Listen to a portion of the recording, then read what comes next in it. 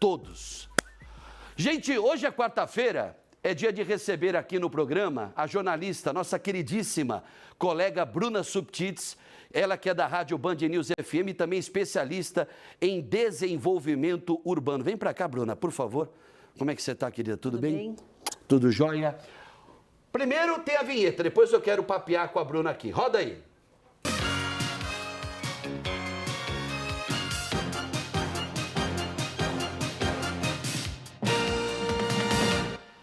É o quadro Nossa Cidade com a Bruna Subtits, né, que viu aquela questão do trânsito, né? Vi. É diário, é um assunto né, bom, né? Muito. Muito, né? Diariamente a gente acaba testemunhando aberrações no trânsito. Eu não sou também um motorista nota 10 não, hein? De vez em quando faço dou os meus deslizes também. Mas o que eu vejo no trânsito da capital, principalmente aqui em Porto Alegre, é algo assustador, né? E por isso acaba em acidente muitas vezes, e acidente dentro da cidade é aquele mais evitável, porque a gente está falando de lugares, de ruas, vias, com velocidade limitada. E em tese você tem ali cruzamentos, tem que fazer desvios, então não consegue acelerar muito, mas o pessoal acelera ou faz a gente chama de barbeiragem, né? Barbeiragem. Quando vai lá, tem ali uma orientação, por aqui não pode seguir, o que a pessoa faz? Segue por lá. Os meus respeitos a todos os barbeiros e barbeiras, tá? Bom, o nosso assunto principal hoje com a Bruna vai ser a iluminação pública, mas eu não posso perder a oportunidade de conversar com ela também sobre o anúncio feito pelo prefeito Sebastião Melo com relação ao DEMAI. Né? O prefeito falou em parceirização novamente. Explica para o público o que é essa parceirização anunciada pelo prefeito Melo, Bruna. Ele tem utilizado este nome, mas nada mais é do que uma concessão. Ele vai passar para a iniciativa privada a gestão de parte dos serviços que hoje são realizados pelo DEMAI. A ideia de chamar de parceirização é talvez até tentar amenizar a ideia de que está passando para o privado, né? Uma parceria.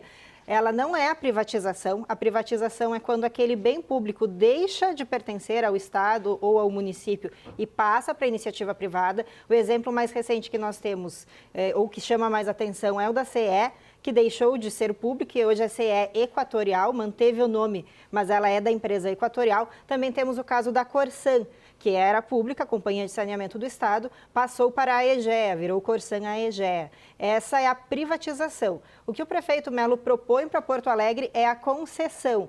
Tira parte do serviço que hoje é executado pelo poder público, passa para a iniciativa privada, mas por um período determinado, que ainda vai ser definido se será de 30 ou 35 anos, e depois esse serviço retorna para o poder público, então seguirá sendo da prefeitura. E qual parte do serviço do DEMAI seria alvo dessa parceirização? A ideia da prefeitura, o que a gente teve essa semana, né, pegando o gancho da notícia, o prefeito conversou com vereadores da base para dizer que vai enviar um projeto de lei à Câmara pedindo autorização para realizar essa parceria. Certo. Esse projeto ele ainda não foi apresentado, nós não tivemos acesso, mas o que se sabe a partir de manifestações do próprio prefeito e de pessoas da base é que ele pretende entregar para a iniciativa privada a distribuição da água, a cobrança da conta de água e também o serviço de tratamento de esgoto.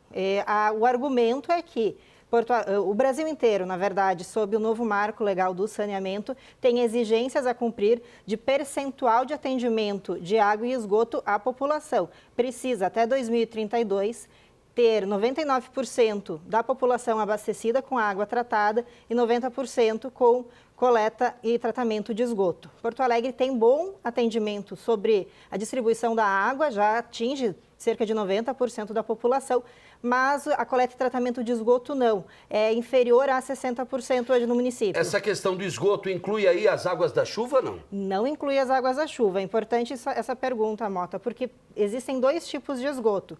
O esgoto cloacal, que é aquele esgoto mais conhecido. Sim. Saiu pelo ralo de casa, pelo vaso, pela pia, esse é o esgoto cloacal. Esse sim vai para a iniciativa privada. Agora, a drenagem urbana, chamada também de esgoto pluvial, que é a água da chuva, esse ficaria com a prefeitura. Essa é uma virada no discurso que o prefeito Sebastião Melo tem e traz lá desde 2020, a primeira campanha do atual mandato dele, né? Ele se elegeu em 2020, depois se reelegeu em 2024. ele dizia que queria conceder o DEMAI desde que a iniciativa privada aceitasse levar junto o sistema de drenagem, que é o grande problema da cidade e de outras grandes cidades também. É o que fazer em caso de excesso de chuva, porque o sistema não dá conta. Sim. Vimos isso muito claramente na enchente do ano passado, mas não precisa ter uma enchente, uma chuva tão fora do normal para o sistema ele ter problemas. Em Porto Alegre já alaga, né? Muitos pontos da cidade alagam porque ali a estrutura de drenagem não está dando conta. Então, a ideia da prefeitura era fazer essa concessão integral. Não conseguiu encontrar no mercado, que se chama, né, o setor que iria talvez se interessar pela concessão, um campo para isso. Então, o prefeito aceitou dar esse passo atrás, vai entregar parcialmente as funções do DEMAI, mas tanto a coleta de água e o tratamento da água também continuam com a prefeitura, além do esgoto pluvial, que é a drenagem urbana. Então, a iniciativa privada ela fica só com uma parte, nem com toda a água, nem com todo o esgoto. Bom, e sobre a iluminação pública, que é o tema do Nossa Cidade de hoje, o que você trouxe?